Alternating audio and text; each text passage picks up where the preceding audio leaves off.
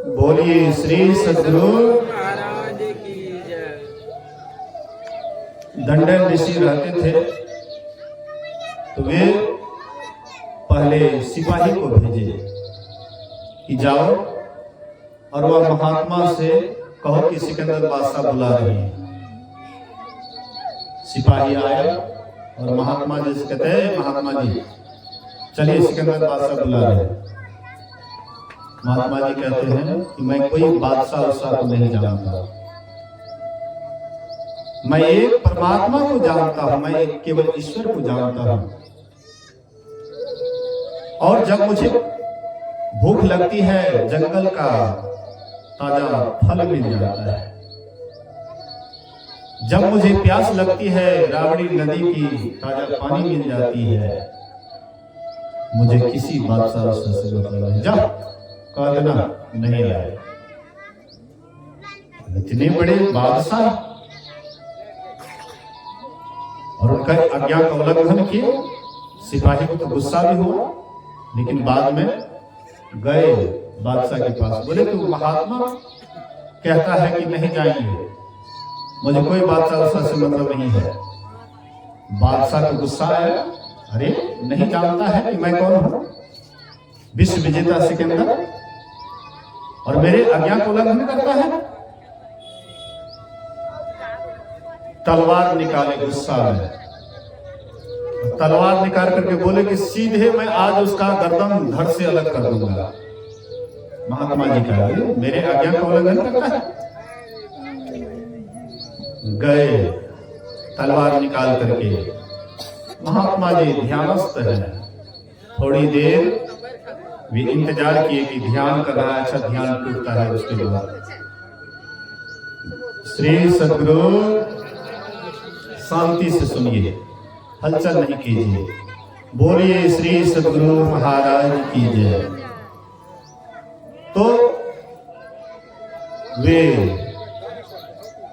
थोड़ी देर इंतजार किए, ध्यान कर रहे थे, आंख खुलती है।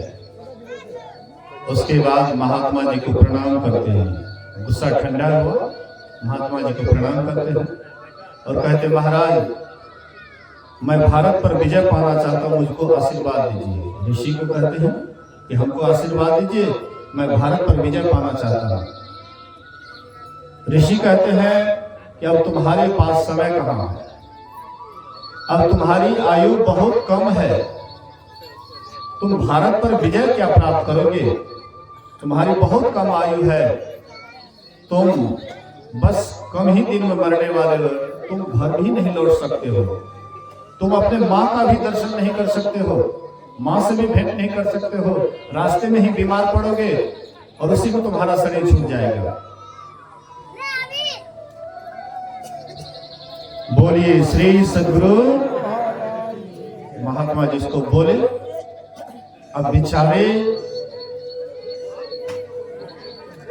अब भारत पर चढ़ाई क्या करेंगे, सुना कि आयु बहुत कम है, रास्ते में बीमार पड़ेंगे, रास्ते में ही खत्म हो जाएंगे। तो वे वहीं से लौट जाते हैं। लौटने के बाद रास्ते में बीमार पड़ गए, वैद्य हकीम को बुलाए और वैद्य हकीम से पूछते हैं, कहते हैं कि देखो मैं कितना दिन तक जीवित रहूंगा। बोले कि अब आपकी आयु खत्म है, अब आयु आपकी खत्म है। बोले कि कम से कम इतना करो, इतना कम से कम करो कि हम अपने माँ का भेंट कर सके, माँ का दर्शन कर सके, उससे आशीर्वाद ले सके, इतना कम से कम हमारे पर कृपा करो। हम तुमको आधा, जितना भी मेरे पास संपत्ति है ना, उसका आधा तुमको हम दे देंगे, इसलिए कम से कम इतना करो। वैद्य हकीम कहते हैं कि आधा संपत्ति क्या, आप पूरा भी संपत्ति अगर दे दीजिएगा तो मेरे पास में वह क्षमता नहीं है कि एक श्वास भी ऊपर से जोड़ दूं, ये मेरे पास क्षमता नहीं। जितनी आपके पास श्वास है, श्वास की कुंजी खत्म हो गई, आपका प्राण अंत हो जाएगा, कुछ भी नहीं कर सकते। अकबर बाद में सिकंदर बादशाह कहता है कि अफसोस, एक श्वास की इतनी कीमत है कि पूरा संपत्ति देकर के भी एक श्वास जोड़ नहीं सकते हो। इतनी एक श्वास की कीमत, अगर मैं जानता कि एक ही एक श्वास की इतनी कीमत है तो मैं संसार के व्यर्थ बातों में नहीं, इसको व्यर्थ बातों में नहीं लगाता। अब तो मैं चला ही जाऊंगा, अब तो मेरी मृत्यु हो ही जाएगी। इसलिए उनके संगी साथी उनसे कहते हैं कि देखो भाई, जब मैं मर जाऊं, मेरा शरीर छूट जाए, तो तुम ठेला पर बढ़िया से अर्थी सजा देना, हीरे जवाहरात से, हाँ बढ़िया से चारों तरफ से हीरे जवाहरात से सजा देना और दोनों हाथ को बाहर निकाल देना, ताकि संसार के लोग समझे कि इतने बड़े बादशाह सिकंदर बादशाह, जो विश्व विजेता कहलाने वाले थे, वे भी आज संसार से खाली हाथ जा रहे हैं। लोगों को यह संदेश मिल सके। जब सिकंदर बादशाह का शरीर छूटा, बड़े शहर में, बाजार में उनके अर्थी को हीरे जवाहरात से सजाया गया और पूरा बाजार घुमाया गया, दोनों हाथ को बाहर निकाल करके। यह संसार के लोगों, जब इतने बड़े सिकंदर बादशाह विश्व विजेता, वे भी आज खाली हाथ संसार से जा रहे हैं, तो हम आप किस खेत के मूली हैं, हम लोग क्या लेकर के जाएंगे। श्री सद्गुरु महाराज की जय। खाली हाथ आया था, खाली हाथ जाएगा। खाली हाथ आए थे, कुछ लेकर के आए थे क्या? एक को चुटकी मिट्टी लेकर के आए थे संसार में, यहां से एक को चुटकी मिट्टी लेकर के जाएंगे।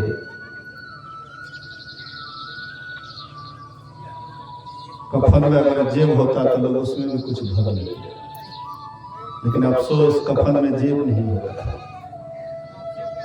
शरीर यहीं जल करके राख हो जाता है।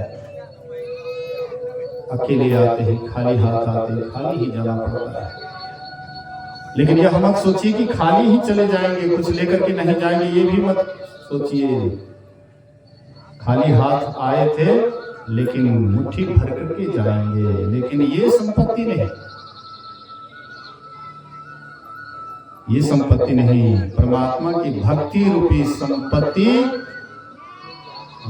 मोटरी बांध करके ले जाएंगे। कबीर साहब कहते हैं, कबीर वह धन संचये जो आगे को होई, शीश चढ़ाई गांठरी जात न देखा कोई। वह धन इकट्ठा करो जो धन को तुम गठरी में बांध करके ले जाओगे, हाँ, लेकिन कोई नहीं देखेगा। तुम यहां से मालोमाल होकर के जाओगे, कोई यहां से कंगाल होकर के जाता है। ये उत्तम शरीर मिला है, अनमोल शरीर मिला है भक्ति रूपी धन कमाने के लिए, लेकिन संसार तो ऐसा चालाक है, इतना दीवाना है, क्या कहना है। कबीर साहब कहते हैं, ऐसी दीवानी दुनिया भक्ति भाव नहीं बुझेगी। ये संसार ऐसा दीवाना है, दीवानी है कि भक्ति भाव को नहीं समझता है। कोई आवे तो बेटा मांगे, यही गुसाई दीजिए जी। कोई आता है सत्संग में भक्ति करने के लिए, कहता हमको बेटा दे दीजिए। कोई आवे तो बेटा मांगे, यही गुसाई दीजिए जी। कोई आवे दुख का मारा, हम पर कृपा कीजिए जी। किसी को शरीर में दुख है, शरीर में परेशानी है, या परिवार के किसी सदस्य को दिक्कत है, आते हैं कहते हैं कि हमको दुख है, हमारा दुख दूर कर। कोई आवे तो दौलत मांगे, भेंट रुपया लीजिए जी, 2-4 टका चढ़ा देते हैं, कहते हैं प्लॉट हमारा ये हो जाए, ये प्लॉट हमारा ही रस्ती हो जाए। कोई करावे ब्याह सगाई, सुनत गोसाई रीझे जी। कोई बेटा का शादी करता, बेटी का शादी करता है, कहते हैं भगवान, हाँ एकर जुग जुग एकर हाँ राखियो जोड़ी कर। सांचे का कोई ग्राहक नहीं। कबीर साहब कहते हैं कि सच्चाई का कोई ग्राहक नहीं है, सब झूठा है। सांचे का कोई ग्राहक नहीं, झूठे जगतपति जी, संसारी झूठे में उसका मन लगता है। कोई बेटा मांगता है, कोई बेटी मांगता है, कोई धन, कोई दौलत, कोई पति, कोई पत्नी, कोई ये, कोई वो, इस तरह से संसार मांग में ही जा रहा है। अगर कोई सच्चा ग्राहक होगा तो उसके अंदर कोई इच्छा नहीं होगी, कोई लोभ से भक्ति नहीं करते, कोई लोभ नहीं। जो मिला मुझे तूने दाता बहुत कुछ दिया है, मुझे तूने दाता बहुत कुछ दिया है, तेरा शुक्रिया है, तेरा शुक्रिया है। ये परमात्मा को धन्यवाद देते कि वाह परमात्मा तूने जो दिया है बहुत कुछ दिया है, मैं क्या मांगू, तूने बहुत कुछ दिया, जितना मैंने चाहा उससे तू ज्यादा ही दिया, इसलिए तेरा शुक्रिया है। मैं तुम्हें शुक्रिया करता हूं कि तूने बहुत कुछ दिया है।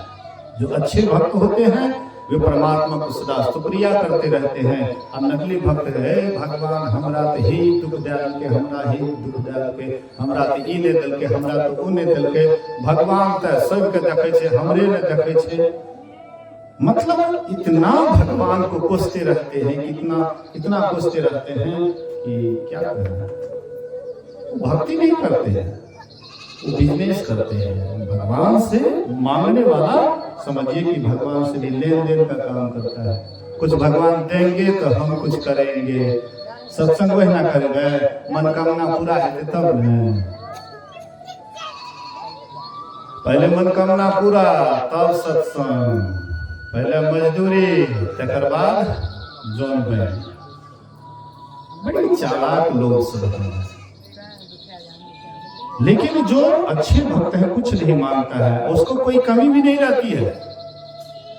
जो कुछ नहीं मांगता है उसको कमी भी नहीं रहता है। आप जानते हैं जो बच्चा विशेष नहीं रोता है, माँ का अधिक ख्याल उस बच्चे पर रहता है। जो बच्चा नहीं रोता है, हर हमेशा खाने करता है खाने के लिए, तो माँ उसके पीछे पीछे मेरे ख्याल भाग लंका लगे, मेरे ख्याल मेरे भाग ले अजय खाए कर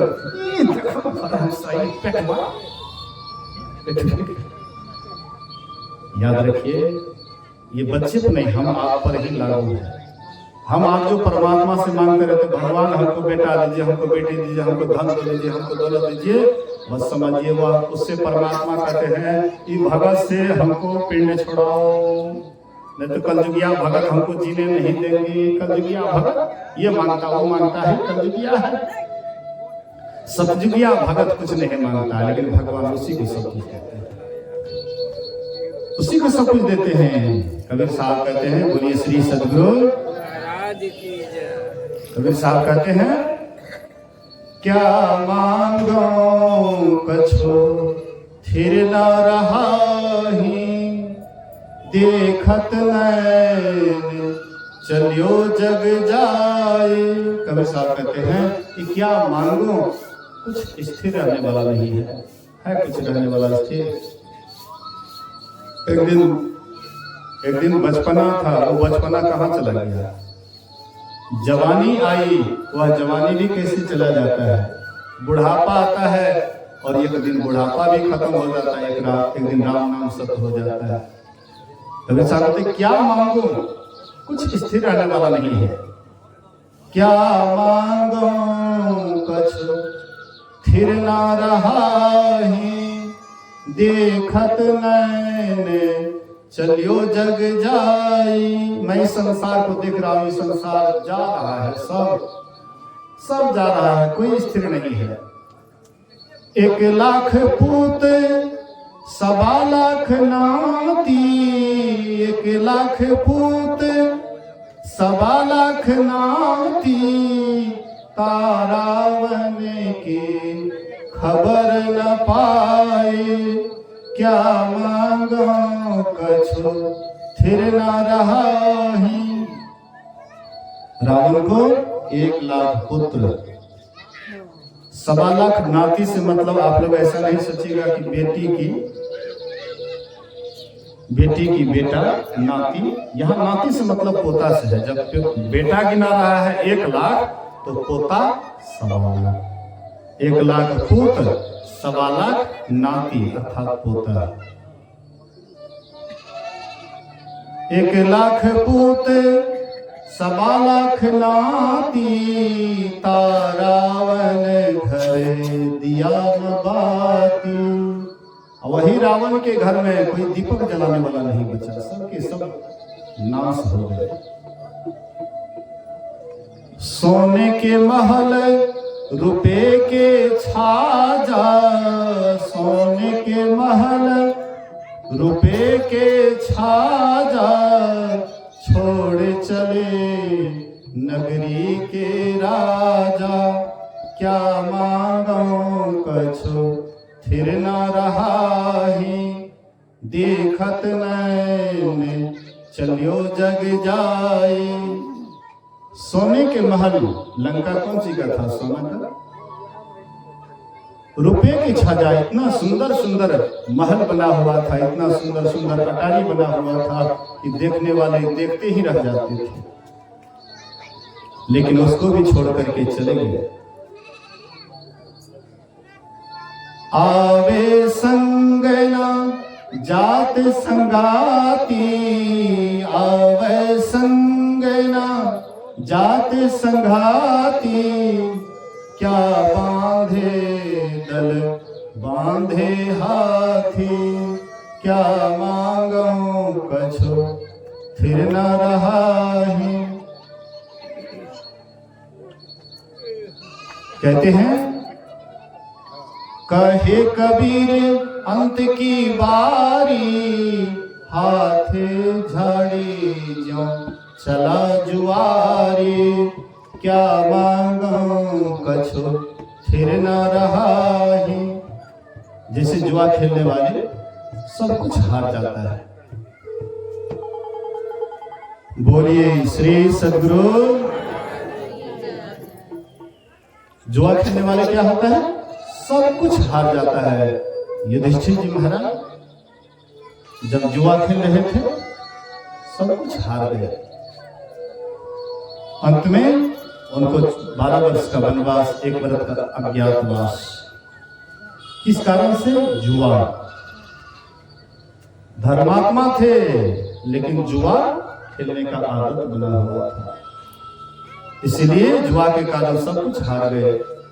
जैसे जुआरी सब कुछ हार करके अंत में वहां से चला जाता है, ऐसे हम आप भी संसार में आते हैं और सब कुछ यहीं पर छोड़ करके, जुआरी की तरह सब कुछ छोड़ करके अकेले चले जाते हैं।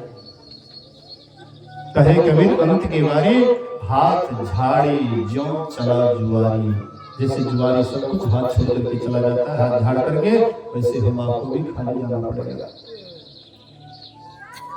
इसलिए महापुरुष कहते हैं कि मांगो वह चीज जो तुम्हारे साथ हो, साथ जाए।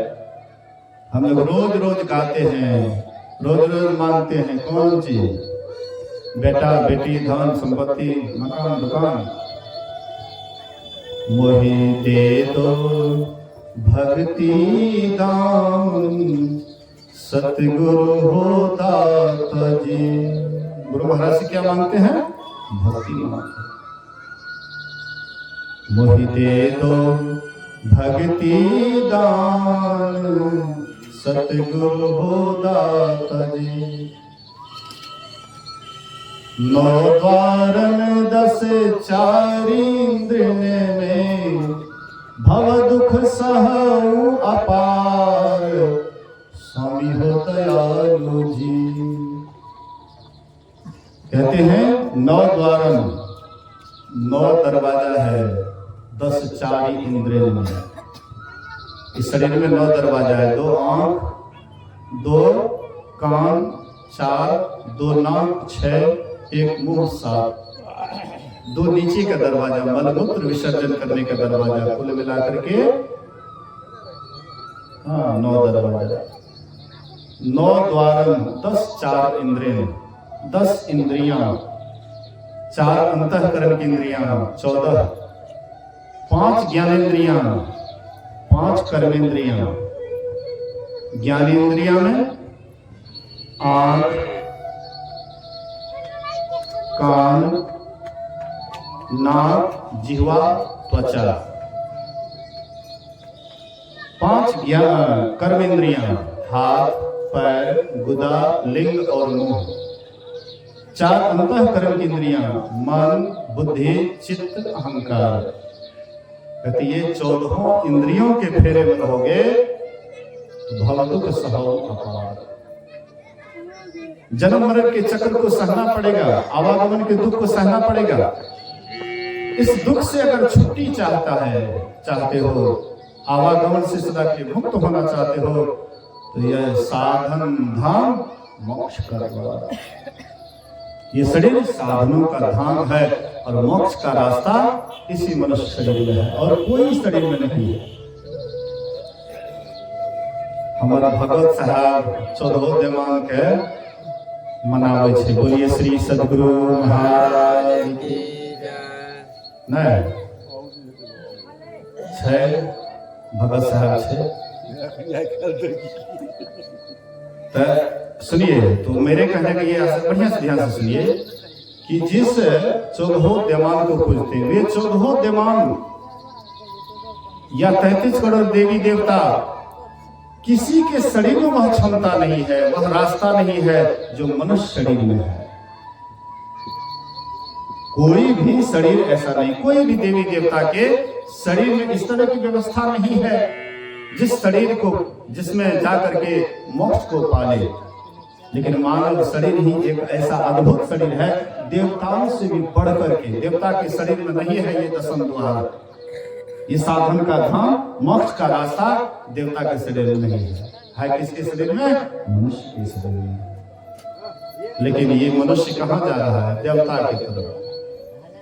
बेचारा अपना भिखारी है, सेवक में घोड़ा। वे अपना तो मोक्ष नहीं पा रहे हैं, वे तो आवागमन में पड़े हुए हैं, वे तो स्वयं दुखी हैं। हम दुखी के पास जाते हैं मांगने के लिए। मांगना ही है तो उस परमात्मा से मांगिए जो सबका मालिक है।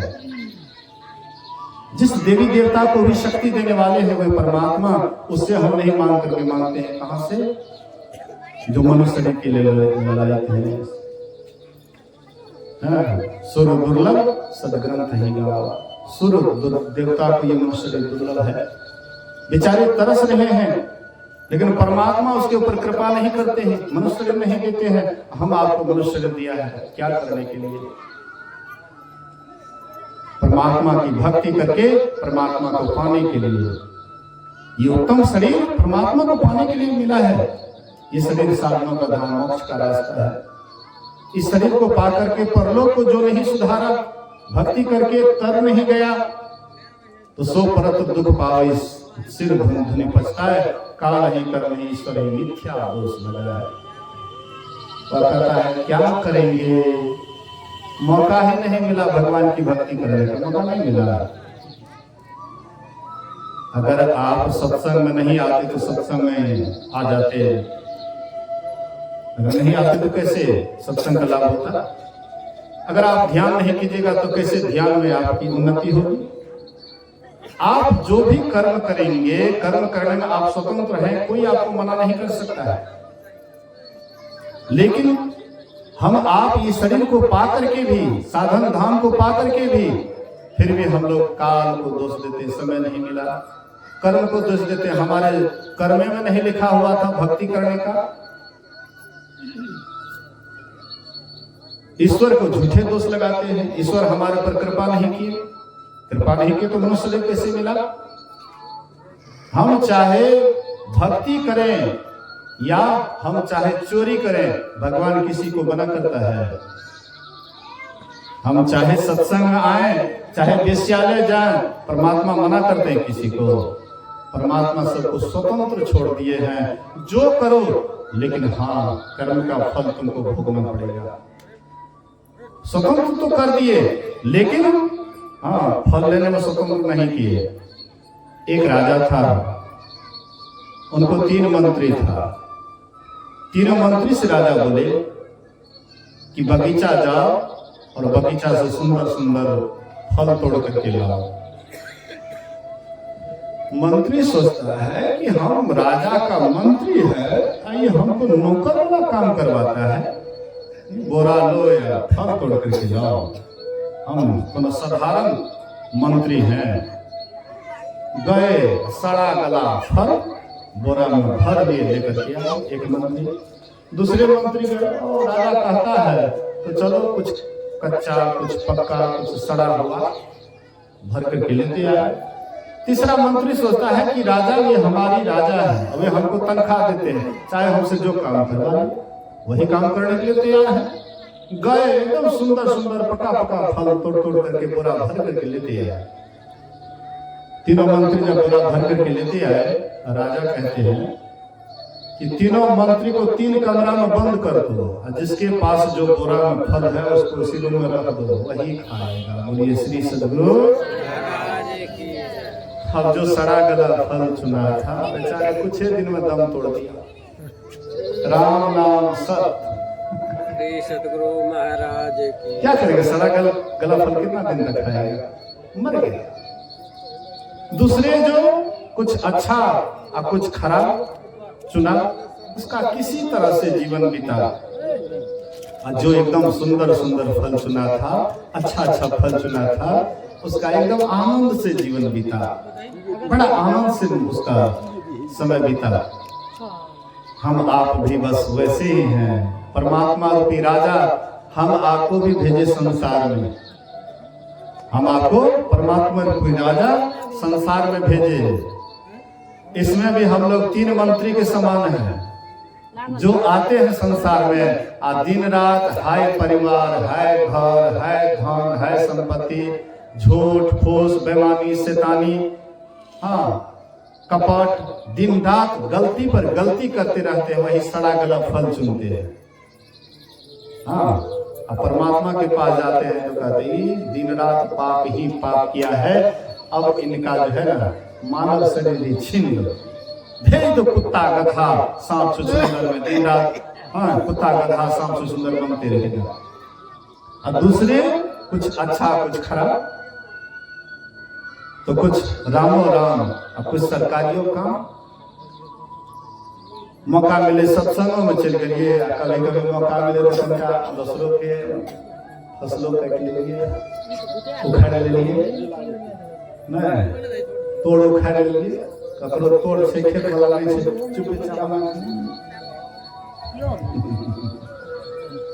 कुछ रामो राम कुछ सरकारियों काम, कुछ अच्छा कर्म भी किए, कुछ खराब कर्म भी कर लिए, तो कुछ अच्छा कुछ खराब। तो आप उसके परमात्मा के पास जाएंगे तो आपको परमात्मा मानव शरीर देगा कि नहीं देगा, हाँ कोई गारंटी नहीं है। लेकिन जो संसार में आए और परमात्मा की भक्ति में ही जिनका जीवन बीता, बचपन से लेकर के बुढ़ापे तक जो परमात्मा की भक्ति में ही लवलीन रहे, तो परमात्मा उसको मनुष्य का शरीर वो एकदम सुंदर सुंदर फल चुन करके ले गया। दिन रात अच्छे कर्मों में ही जिसका जीवन बीता, तो वे सुंदर फल चुन करके ले गए और परमात्मा उसको मनुष्य का शरीर निश्चित रूप से देता है। फिर मनुष्य शरीर प्राप्त करके वे फिर ध्यान भजन करते हैं, परमात्मा की भक्ति करते हैं, और करते करते अंत में जब परमात्मा की प्राप्ति हो जाती है, मोक्ष मिल जाता है, सदा के लिए कल्याण का भागी बन जाते हैं, आनंद का भागी बन जाते हैं। फिर वे जन्म मरण के चक्र से सदा के लिए हाँ परमात्मा को पा लेते हैं। इसी ज्ञान को ध्यान को सुनाने समझाने के लिए ये आयोजन हुआ है। आप लोग जो यहाँ इस आयोजन में भाग लिए हैं, आप लोगों के लिए भी परमात्मा से मैं प्रार्थना करता हूँ कि आप लोगों का इहलोक और परलोक दोनों जीवन सुखी हो। भगवान राम कहते हैं, जो परलोक यहाँ सुख चाहो, सुनी मन वचन हृदय जुड़ गहो, सुलभ सुखद मार्ग यह भाई, भगति मोर पुराण सुक्ति गाई। यहाँ भी सुख चाहते हो, यहाँ से जाने के बाद परलोक में भी सुख चाहते हो, तो मेरी भक्ति करो, यही तुमको अंत में परमात्मा से मिला देगा और तुम्हारा सारा दुख समाप्त हो जाएगा। इन्हीं को सुनिए, समझिए, जीवन में उतारिए। ये जो सत्संग करवाए हैं, नाम है हीरा का लाल, और उनका ससुराल भी है हीरा पट्टी। देखिए, डबल हीरा में भी डबल हीरा। एकदम बड़ा आनंद से, बड़े खुशी होकर के ये सत्संग करवाए। कुछ कामना थी, वह तो मैंने सुबह में ही कहा था कि करंट लगा था, बिजली का करंट लगा था। इनकी पत्नी शायद बाद में ही थी। इनको मालूम होता है कि हमारे पतिदेव को करंट लग गया, तो मन ही मन वहीं पर मन में कबूलती है कि हे गुरु महाराज, अगर हमारे जाने से हमारे पति हमसे बोलेंगे, स्वस्थ हो जाएंगे, तो मैं सत्संग कराऊंगी। श्री सद्गुरु महाराज की जय। उनके मन में यह इच्छा होती है। जो सत्संगी है वे तो गुरु महाराज का ही सहारा लेती है। गुरु महाराज हमारे पति को सुरक्षित स्वस्थ कर दीजिएगा, हम सत्संग कराएंगे। तो उनके अंदर में ये इच्छा कितने दिनों से आ रहा था, लेकिन जब तक ईश्वर की कृपा नहीं होती है तब तक कोई काम नहीं होता है। तो आते आते आज यह काम सफल हुआ है। तो मैं गुरु महाराज से प्रार्थना करता हूँ कि इनके परिवार के जितने भी सदस्य हैं, सबके अंदर भक्ति भावना की जागृति हो, सबको ईश्वर भक्ति से जुड़े, इसी से सबका जीवन सार्थक और सफल होगा। इसी वचन के साथ मैं अपने वाणी में विराम देता हूँ। आइए, गायक जी बहुत दूर से आए हुए, सहरसा जिला से आए हुए, पत्थरघट राम बालक बाबा का वहाँ आश्रम भी है, बहुत दूर से आए हैं और बहुत सुंदर भजन गाते हैं। बहुत संतवाणी इसको याद है, बहुत दूर से आए हैं, बहुत संतवाणी भी याद है। तो आइए उनसे हम लोग सुनते हैं। बोलिए श्री सद्गुरु महाराज की जय।